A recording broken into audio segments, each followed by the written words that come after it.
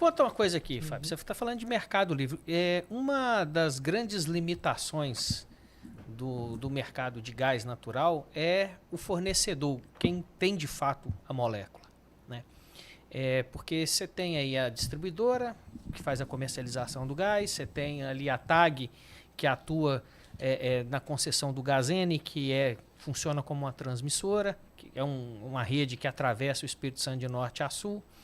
Mas você não tem uma multiplicidade de fornecedores da molécula. Basicamente, isso é um monopólio da Petrobras, né? Então, vamos dizer assim, essa oportunidade do Mercado Livre, de certa forma, ela é um pouco engessada, né? Fica numa tratativa das empresas diretamente com a Petrobras e, eventualmente, usando contratos de curto prazo. Ou seja, não tem uma sustentabilidade ali, é uma economia pontual, mas você não tem uma sustentabilidade ali de longo prazo.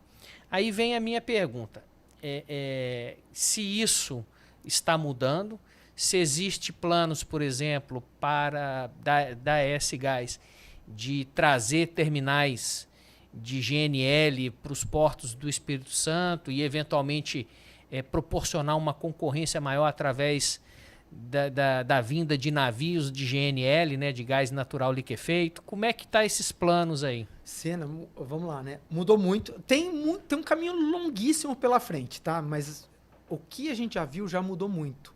Primeiro, hoje no Espírito Santo, a Petrobras já não é o principal fornecedor dos clientes do Estado. São outros produtores, né? Produtores independentes, produtores associados à produção da Petrobras. E aqui eu vou repetir um número que foi da própria Petrobras. A própria Petrobras, à medida que esse movimento de competição começou a acontecer, ela já derrubou o preço da molécula dela em até 40%. Né? Isso para o mercado cativo. Né? Então, eu estou entendendo que os consumidores do Mercado Livre eles conseguiram condições ainda melhores.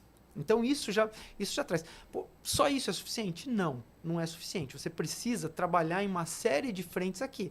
Como, por exemplo, vai ter o debate do gas release lá, que é, por exemplo, impedir a Petrobras ou o incumbente de comprar o gás na boca do poço. Você tem desafios de você dar transparência para os componentes de escoamento e de processamento do gás natural. Você tem o desafio de revisar as condições do transporte, tem vários desafios. Mas esse primeiro momento já trouxe uma grande economia e trouxe, especificamente para o caso do Espírito Santo, muita liquidez. Então, houve uma liquidez temporária e aí, por muito tempo, alguns clientes conseguiram fazer a substituição do carvão pelo gás natural. Não de um jeito longo prazo sustentável, mas de tempos em tempos conseguiu fazer isso. Então, por exemplo, em 2025... foram 120 dias que a gente conseguiu fazer essa substituição. Um terço do ano. Tá? Exatamente. Né? Pô, aconteceu o gás conseguiu chegar aqui em quantidade e em competitividade suficiente para derrubar o carvão. Qual que foi o nosso papel aqui? Número 1, ajudar nessa liquidez. Né? Então, a gente permitiu uma série de transações spot.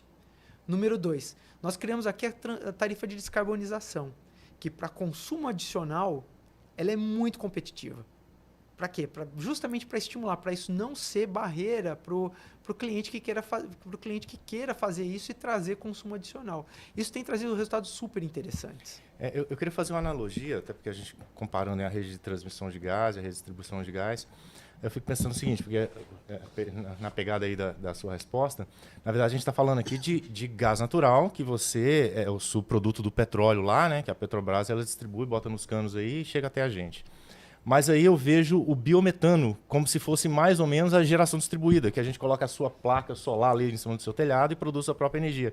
Acho que biometano é mais ou menos a mesma coisa. Ou seja, o biometano você pode produzir em qualquer lugar. Você não precisa de um poço de petróleo. Você simplesmente precisa de matéria orgânica para queimar e fazer o biometano. Aí, ou seja, e eu vejo também que a S-Gás ela vai muito por essa linha. Ou seja, além de ser a distribuidora, como a própria EDP, por exemplo, distribui energia elétrica, mas a EDP também tem as suas próprias usinas de energia solar. A S-Gás eu vejo a mesma coisa, também tem as suas próprias usinas de biometano, inclusive tem aqui em Cariacica, não é isso? Não tem um projeto grande? Eu adorei a analogia da geração distribuída, porque é um pouco parecido com isso mesmo. Né? Então, Enquanto você está falando de produção de gás no Brasil, a produção de gás e de petróleo no Brasil, normalmente ela é feita offshore, né, em água ultra profunda, em campos gigantes. Né?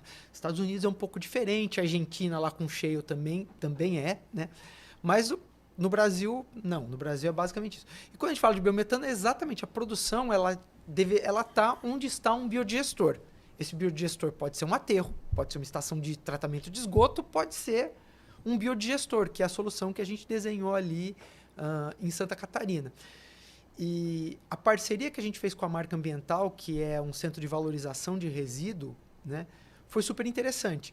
São eles que fabricam e purificam esse biometano. Né? Nós somos um dos tomadores. Então, o que a gente fez? A gente simplesmente levou a rede lá, a gente busca esse gás, eles colocam, né?